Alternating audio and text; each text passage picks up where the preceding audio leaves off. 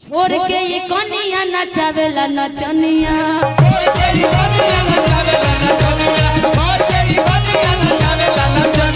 हमारा के सोचता ही घर के नचनिया दिल के पढ़ा के गइल केहन प्यार बा हैं कि पागलिन के बना के गइल कि आई राह में कि 3 घंटा खातिर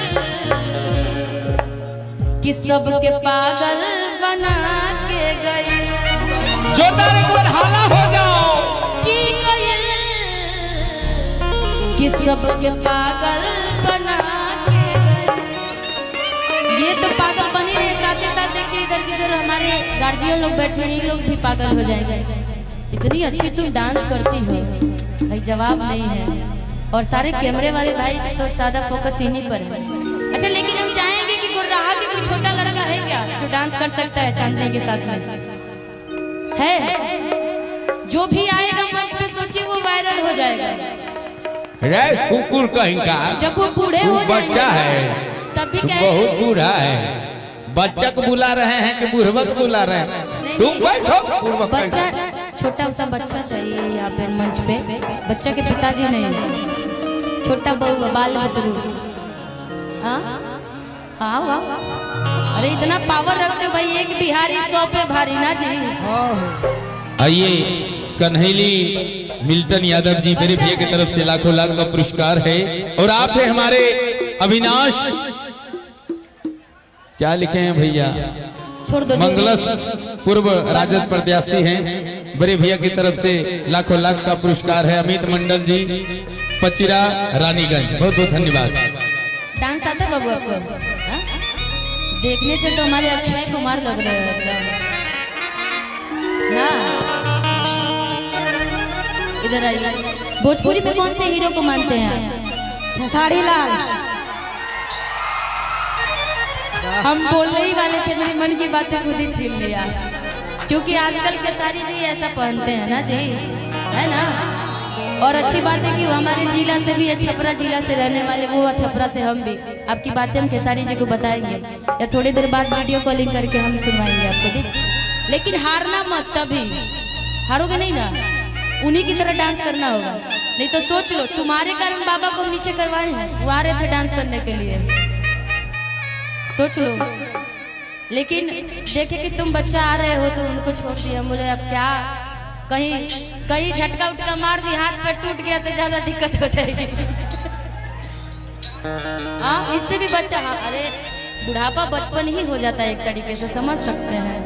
कहते नहीं कि उम्र 55 की, जवानी बचपन की, वही हाल है। क्योंकि आज के समय में वो कहावत है ना कि भाई बचपना कभी किसी की मरनी नहीं चाहिए, वो जिंदा रहना चाहिए जो आप लोग के अंदर है, और होनी भी चाहिए। एक कहावत है ना कि कौन कहता है कि बुढ़ा इश्क नहीं करता। कहते हैं कि कौन कहता है कि बुढ़ा इश्क नहीं करता। अरे इश्क तो करता है लेकिन कोई शक नहीं करता। सब जानते कि अरे बुढ़वा बाबा है, लाठी लेके चल रहे हैं।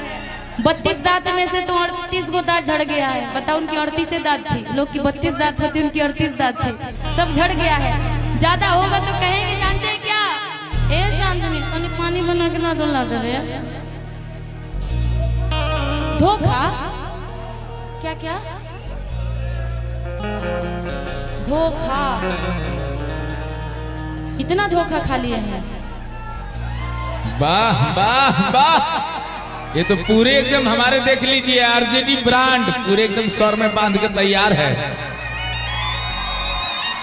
जियो ये तो बहुत पावर। आइयो दादा। अच्छा छोटू, ये सब पहले से तैयारी करके रखे थे क्या?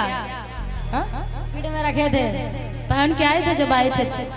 गाड़ी पर जब पैदलवा इधर से आ रहे थे तो पहन के नहीं आए थे चश्मा? नहीं, पहन लेते, 2 ठक्का नीचे गिर जाते। मजा क्योंकि जब मैं आ रही थी तो इतना पतला रास्ता था, मैं सोची पता नहीं ये रास्ता जाएगा कि नहीं जाएगा कार्यक्रम स्थल तक। लेकिन जितना देख रहे हैं कि इतनी संख्या, इतनी भीड़ है कि जिधर देख रहे उधर ही बाइक ही बाइक का 4 व्हीलर गाड़ी दिख रहा था। तुम तो दिखे ही नहीं मुझे। लेकिन अच्छा हुआ यहाँ पर देख गए जूता, भाई पूरा एकदम आरजेडी लवर हो गया है ना। ये चांदनी इधर आओ कि यार तो हर आरजेडी के फैन बा, लेकिन देखो इसका गमछा और तुम्हारा लहंगा मैच करता है। क्या बात है भाई, पहले से सेटिंग था। वाह वाह। क्या किया जाए जी, मंगल भवन में मंगलहारी करवा दिया जाए। मंगलम भगवान विष्णु। क्या बोलती यहाँ की जनता, कर दे क्या नेक पुष्प सब दूल्हा राजी है, दुल्हन राजी है ना जी।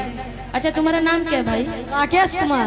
जियो। अच्छा राकेश, मान लो तुम्हारी आज यहाँ मंच पे शादी करवा ली जाए तो लेके चले जाओगे बीवी को अपने घर? काहे संकोच करते? देख चल जाएंगे। राम पर बकरा धार धार और अब लड़का शादी तो कर लेगा बट खिलाएगा क्या? मारुति गाड़ी चलाया नहीं है, मार्शल की बात करता है। रुक रुक रुक रुक भाई, बड़ी फ्रंट वाली बात बोली है। शादी तो करके ले जाएगा, खिलाएगा क्या? क्या खिलाओगे बता दो। जो खाएगा वही खिलाएंगे। नहले पे दहला। अब बताओ चांदनी, हाँ कमाएगा कैसे? ये छोटा है बोल रही है, अब तुम क्या जवाब दोगे? मम्मी पापा है ना, बुगेम्बो खुश हुआ। अरे बाबू के पैसा पे राज कर रही बहुरत। हम है ना। तुम करोगे नौकरी जे? कौन सा नौकरी करोगे? गायक बनेंगे। गायक? निशा जी गायक बनोगे तो जानते हो चंद्रिया तुमको क्या कहेगी कि छोड़ के ये कनिया नचावेला नचनिया, कि छोड़ के ये कनिया नचावेला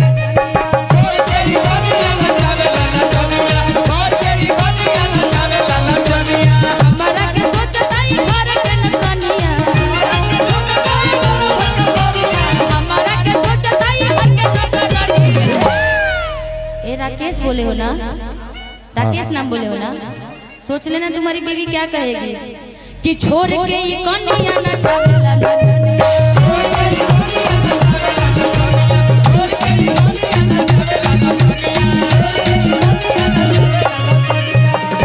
लेकिन पहला ऐसा दूल्हा देख रहे कि खुश भी है बेचारा, अब खुद तो नाची हो रहा है। पता है क्यों? लड़का को देख के मुझे लग रहा है इसके मन में यही सवाल उठता होगा कि लगा दो पानी में आग, जवानी उसको कहते हैं। लगा दो पानी में आग, जवानी उसको कहते हैं। अरे लुटा दो बाप की दौलत, असली फुटानी उसको कहते हैं। अच्छा लेकिन एक बात तुमसे पूछना राकेश, तुम बोले हो कि तुमको सिंगर बनना, गायक बनना, तो गायक ही बनना तुमको क्यों है? गायक ही तुमको क्यों बनना है? कुछ और भी बन सकते। आप सब क्यों बने? ये बात भी सही बोला, हम सब क्यों बने हैं।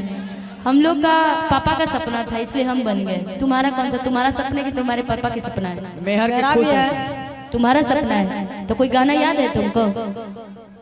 गाना तो याद नहीं है बबुआ। गाना याद है तो गायक कैसे बनेगा जी? हमारे साथ छोटे छोटे बच्चे को देखते होंगे आप लोग, 3-3 साल के 4-4 साल के बच्चे कितने अच्छे गा रहे हैं आज के समय में।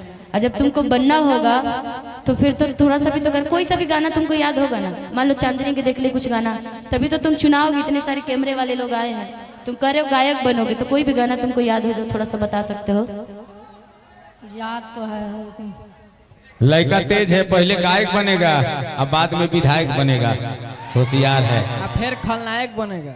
फिर खलनायक नहीं, गायक विधायक तक ना, खलनायक मत बनना। बड़ा देखो लोग गाना बजा देंगे। कोई नहीं याद है तुमको गाना? याद है। कौन सा? सोचे पड़ता है। बोलो।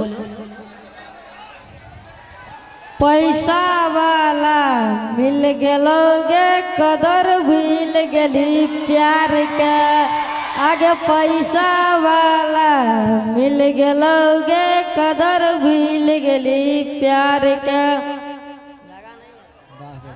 नहीं आगा। ब्यास जी का गाला लगा है, बेचारे कह रहे हैं कि गाला का नाला जाम है, 2-3 दिन और हम जो है। हमको लग रहा है काफी दिन से प्रोग्राम है, बेचारे इसका गला बजा हुआ है। एक बार फिर भी एक बार राकेश के लिए ताली बजा दीजिए। लेकिन तुम्हारा गाना हमको थोड़ा सा समझ में, तुम मगही गा रहे थे ना। मैथिली गाना तो था ना, दिलवा लग गलो दूसरा से, पैसा हो गलो कम, ऐसे कुछ करके गा रहे थे ना। लेकिन चलो भगवान करे कि तुम भी सिंगर बनो आने वाले टाइम पर। कैमरा वाले मैन फोकस करते रहिएगा। हाँ अरे हम चाहेंगे तो कैसे, मैं तो बस मेरा आशीर्वाद रहता है। बच्चे तो आखिर गाना तो इनको पड़ेगा ना, मैं पूरा मदद करूंगी। मेरा स्टूडियो भी है अपना, निशु रिकॉर्डिंग स्टूडियो। मैं जितने भी बच्चों को मदद चाहिए होता है, चाहे बच्चों के किसी को भी गाना हो या डांस करना हो या किसी भी क्षेत्र में, तो हमसे संपर्क करना और मेरे स्टूडियो से गाना। मेरा चैनल भी है निशु म्यूजिक सेंटर। ठीक, आइए चांदनी जी इधर आइए, आपका दूल्हा इंतजार कर रहा है। इधर आओ, शादी करेगा। आप इधर आओ आगे। हाइट भी बराबर ही लग रहा है दोनों का ना। हो अब तुम बोलना, इधर इधर आइए जरा, थोड़ा सा और उधर जाओ। एक बार ऐसे हाथ पकड़ो तो बोलो, दो जयमाला वाला फूल लेके आइए ना। अभी नहीं, अभी तो भाई प्यार शुरू हो रहा है। पकड़ो, सोचो कि तुम सपने में हो, सपने में तुम पकड़े नहीं हो, सपने में हो।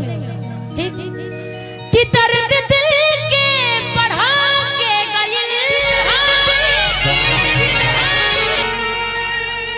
कि पागल इनके बना के गइल,